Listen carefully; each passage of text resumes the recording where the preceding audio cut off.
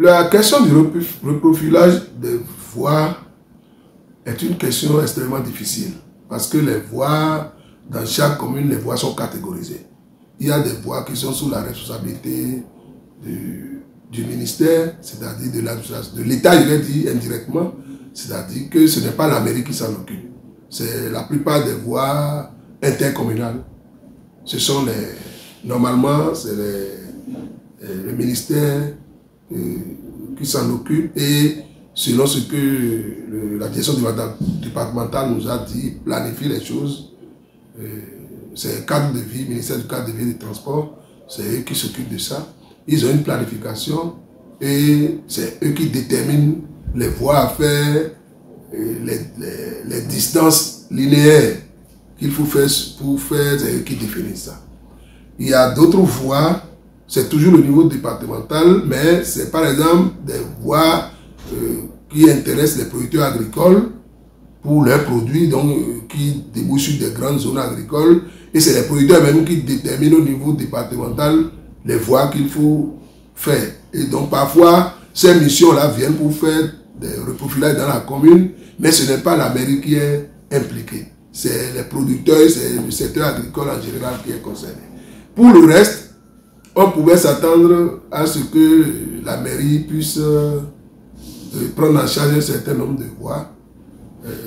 Mais la réalité, c'est que les fonds nécessaires pour faire ces reprofilages sont exorbitants. Et pour les faire, il faut attendre les meilleures périodes possibles pour le faire. Sinon, vous pouvez le faire et en 2 semaines, 3 semaines, tout ce que vous avez, c'est comme si vous n'avez rien fait. Mais nous réfléchissons pour voir la meilleure option pour régler ces problèmes-là. Nous sommes très heureux que les travaux aient démarré.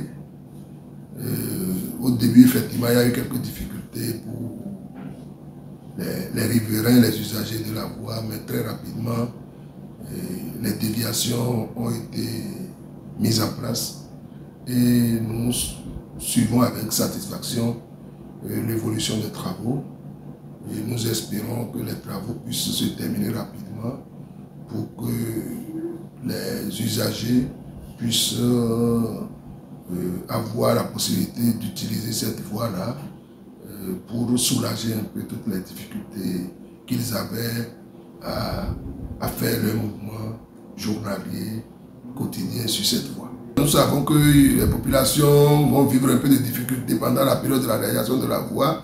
Nous allons leur demander beaucoup de patience et beaucoup d'indulgence envers les travailleurs parce que des situations vont arriver, mais n'ont qu'à comprendre que c'est pour notre bien que ces travaux sont en train d'être faits, que les difficultés qui vont venir, qui sont inhérentes à tous travaux de ce type-là, que ces difficultés-là, on n'a qu'à gérer ça avec patience, avec sérénité, et que dans quelques mois, nous puissions bénéficier donc de cette voie pour faciliter nos mouvements dans la commune. Et nous remercions le président de la République, le président Patrice Talon et son gouvernement, pour avoir pensé à cette voie très importante, une voie intercommunale très importante, très utilisée par les populations.